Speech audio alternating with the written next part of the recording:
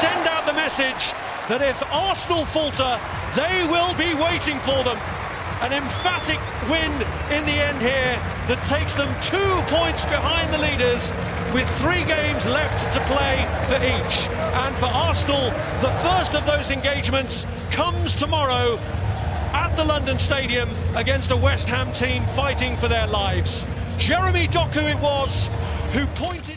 Disappointing today. I mean, 93rd minute before they registered their first shot on target. It's a game that got away from Sunderland. We'll talk about them in just a short while.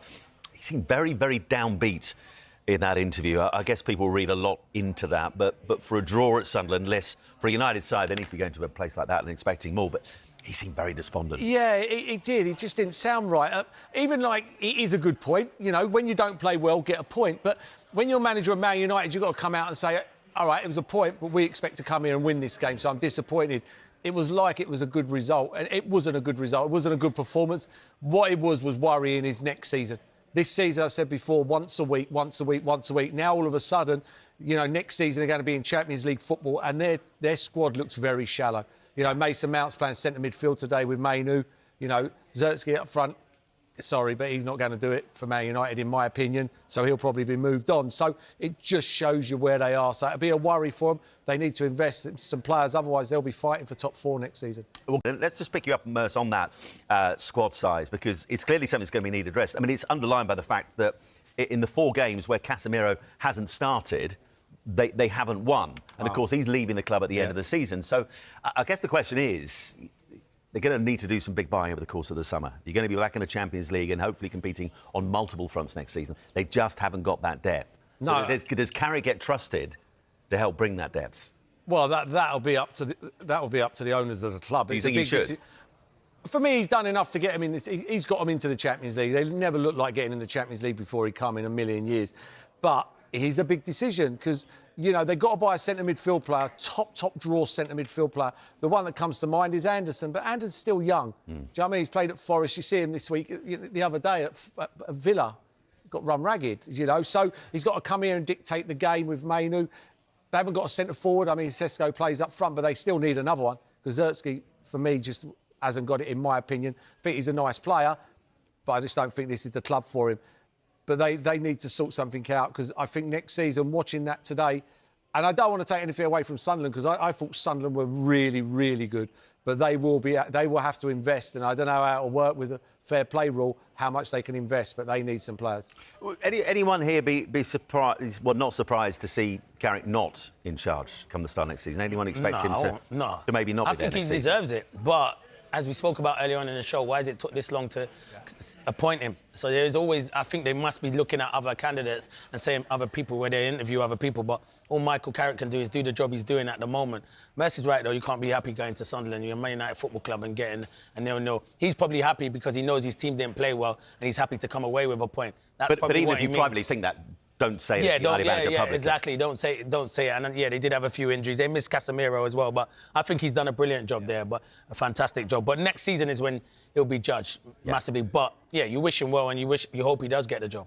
We shall see. Well, let's just pick things up from a Sunderland point of view. They're on to 48 points now. It's twice the amount of points they got last time they were in the Premier League. And it's only goal difference at the moment, Merce keeping them out of the top 10. Coming into today, they lost 4 of their previous 5 at home. Their home form at the start of the season was absolutely key in terms of what they've gone on to do throughout the season. Are we seeing a return to some of that fight we saw from Sunderland in the first half of the season? Yeah, I don't think fight, because I think they had that. I just think a little bit more fresher. I think a little bit more fresher. I thought today it's one of the best I've seen them this season, if I'm being honest. And I say that, I know they didn't win, but they were at it from word go. They put Man United under pressure. I know Man United had a couple of people out, but you're talking the team third in the league, one of the banging form teams. Played with intensity. Robbie was, honestly, what a handful. What a handful. He had one mistake where he's gone for a header and he's headed it the wrong way. But, yeah, I really thought they were good today. And, I mean, Xhaka, you talk about player of the years and all that. I mean, he's got to be signing of the year, in my opinion. Could you see him heading elsewhere? I mean, for example, could he do a job at somewhere like Manchester United? I don't know. I wouldn't like to say. I mean, it's a bit different at Sunderland, you know. They sit back and then, then they go from a base. You know, when you're playing for Man United, you've got to take the game to teams. Man United want to sort of open the game up, and I don't Sunderland don't play like that. They go up the pitch together. It's very, very rare with Sunderland that it's all open play, and that's what Man United want to try and get. So, no, but I don't want to put Sunderland in it. I think he's been brilliant for Sunderland, and Sunderland have been brilliant for him, and I'd be shocked if he didn't stay there. And I tell you what, they've got Everton away, Chelsea home, final 2 games. They've got 2 big things to play for. One is a finish in the top half. I know at one stage we're talking about Europe, but bigger than that, finishing above Newcastle. He's bigger than that. Yeah, that's the biggest one. If they finish above Newcastle, that would be unbelievable for Sunderland. Unbelievable. Yeah, there's 3 points at the moment. It's Nottingham Forest away for Newcastle United tomorrow. You can see it as part of a busy Super Sunday. Meanwhile, the Saturday night football underway between Manchester City and Brentford. I know you're all keeping half an eye on this one. Clinton, has City already had a decent opportunity in the early stages? Yeah, he's cooking any Doku at the moment on the left-hand side. Coyote, he's one-on-one with him, and he shows him inside, and he tries to bend it, and Kelleher makes a really good save. And then they get in again. Doku playing in O'Reilly. They're potent them two, and he tries to pull it back, but there's no one coming in. Reinders should have been coming in, or Cherky. Haaland was already past the 6-yard box, but yeah, they look good at the moment. But Brentford are decent though. This will be a good game, this one. Yeah, but City at home in the Premier League, undefeated since way back in August against Tottenham Hotspur.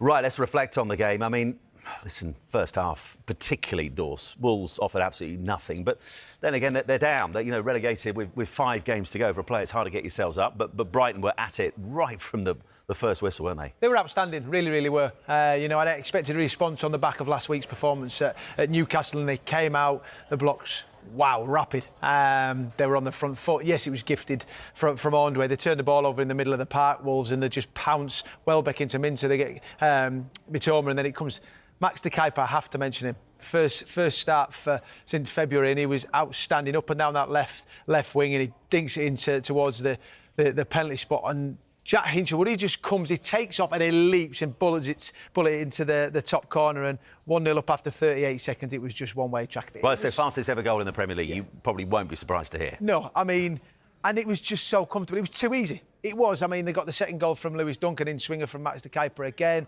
free header at the back post. Really, really poor from Wolves. And they never laid a glove on. It was just whatever Brighton wanted to do. They could play it slow, they could play it quick through the lines. I just thought from back to front they were outstanding. Both full-backs. They were brilliant, but they came off the gas a little bit towards the end of the first half. I expected a response from Wolves.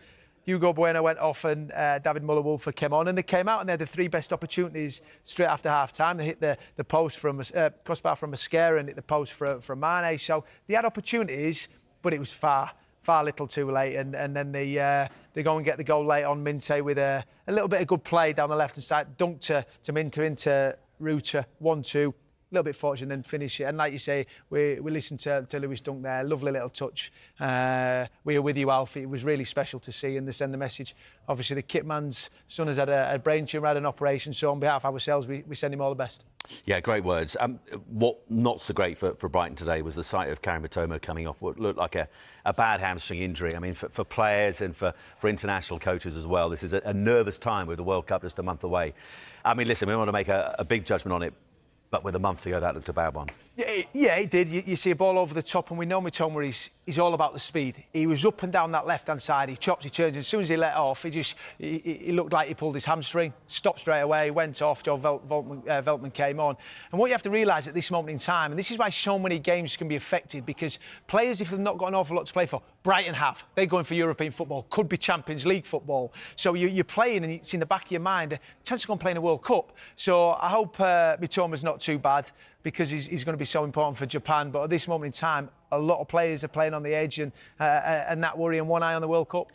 And just bringing it back to Fabian Hursley, as we mentioned earlier, signed that new contract, takes him through now to 2029. They go into their next round of games. At the moment, 2 points off the top 6. Yep. Bournemouth still in the box seat at the moment. But, as you mentioned, and lots of people are mentioning, that could be 6th spot, potentially Champions League football. And yet, when you read some of the comments from the Brighton fans, there seems to be a split over Hursley. Some think, great, he's signed a new contract. Others less than convinced. What does he have to do to win them all over? I don't know what more he can do and what people expect at Brighton. I mean, they're sitting 7th. They've got an opportunity. It's only that Bournemouth are doing so well and sitting in 6th. You look at the other teams, they're far superior, far bigger clubs than Brighton. That's no disrespect. We sit on here every week and compliment the hierarchy. Tony Blue. Paul Barber, the way it's run, the recruitment, the management, all this is talked about. So you've got to realise what you've got. And I think you'd probably go back to probably a few months ago when they lose to Crystal Palace and, you know, he was looking over his shoulder for relegation. And now sitting in 7th, sometimes you've got to be careful what you wish for, because I think they've got a great young manager in charge. The players, the excitement, yes, it was against a relegated Wolves team, but I love watching Brighton, I really do. You get entertainment, you get goals, and that's what we want. Well, he's also got more wins than Roberto De Zerbi, albeit he's had now 4 more games in him, and his points per game is actually a little bit higher than De Zerbi's as well. But what De Zerbi had, and we're seeing it already a little bit with Tottenham Hotspur, he had that connection with the fans. Is that what Hutzler's lacking at the moment, for whatever reason? Well, it was funny because after the game, Minte was pushing him forward and he was giving it that to the fans to try. Look, all he can do is affect the players, and you can see the players are playing for him. There's no doubt about that. He's maybe pretty quiet, you know. I always look to the manager that started doing that. It was Jurgen Klopp who brought it to the Premier League. When we finished the game, all of us, I mean, Merce will sit there and Clint, and we weren't going around fist pumping after every time you won a game. You give a little hand clap, thank you very much. Now it's a common theme. Yeah. You know, and not everyone's comfortable doing that. So you have to be your own person, and I think that's what Fabian Hutzler is, and I'm a big fan of him. And so we spoke about it earlier, but it seems extraordinary, doesn't it, that he's going to leave the club at the end of the season. Marco Rosa already in place to take over come the end of the season, already signed that 3-year deal, but could potentially be walking out on a Bournemouth who next season will be playing Champions League football. I mean, it seems amazing, isn't it, that's possibly on the table. Yeah, it seems absolutely bizarre, doesn't it? And what an incredible job he's done. You look at the run that they're on, 16 Premier League games unbeaten. They've only lost 7 all season. And when we look back at the start of the season, the players that they then lost Semenyo part way through, their best player, but they just seem to have got better and better. And, you know, when you talk of good managers, you obviously talk about, can they improve players?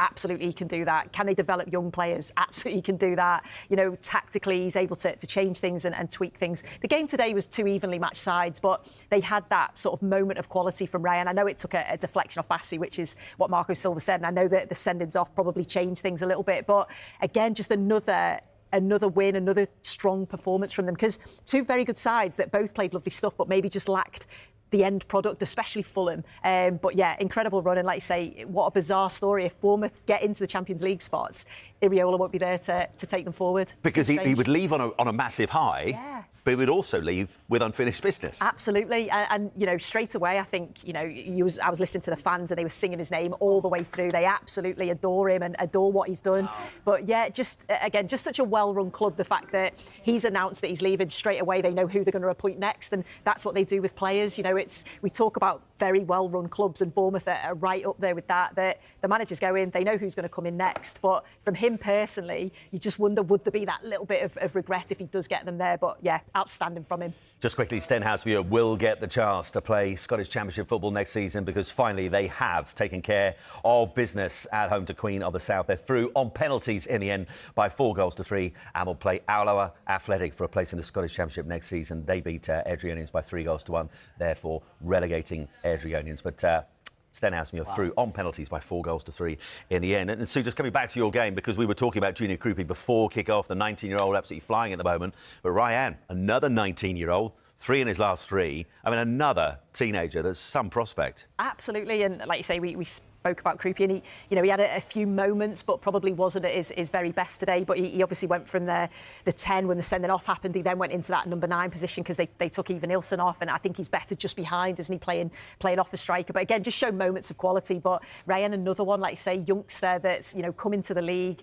There was a lot of talk about how good he was, and you think he's only going to get better and develop. But he's just so positive. He gets the ball and he just wants to run at players, just wants to drive. As soon as he gets an opportunity to strike, he does that. And like I say, his goal was a little bit fortuitous, the way that it deflected off Bassi, but just the fact he's so confident to actually take the opportunity from there. So, yeah, like I say, again, young players that Bournemouth have identified, you see them progressing, whether they then go and move on to another club, that's usually what happens, but the way that they develop them and, give them the opportunity to perform, and that's exactly what he's doing, and he'll only get better. Just from a Fulham point of view, listen, I mean, neither manager are going to particularly argue against the sendings off, but with Ryan Christie having been sent off before half-time, Fulham are up against 10-man Bournemouth for what looks like the rest of the game. The frustration for Marco Silva, I guess, was from Anderson, a just totally unnecessary challenge. Yeah, absolutely. And at that point, Fulham were really on top. They were really pushing to get that equaliser. And you just think, you know, Anderson just diving in like that, going over the top of the ball, and straight away it gives the referee a decision. Well, VAR in the end, the referee sort of give a yellow card for it. So, yeah, I think Marco Silva will be frustrated with that. Much better performance than against Arsenal. I know Arsenal were very good, but they didn't perform in that game. Much better today. And like I say, it was evenly matched. They had their opportunities. They could have equalised, but they didn't. And I think that's been Fulham's season, where they've had some good moments, but maybe just lacked that consistency. And I think, you know, they were talking then about being clinical in front of goal. They had the chances, they just didn't take them.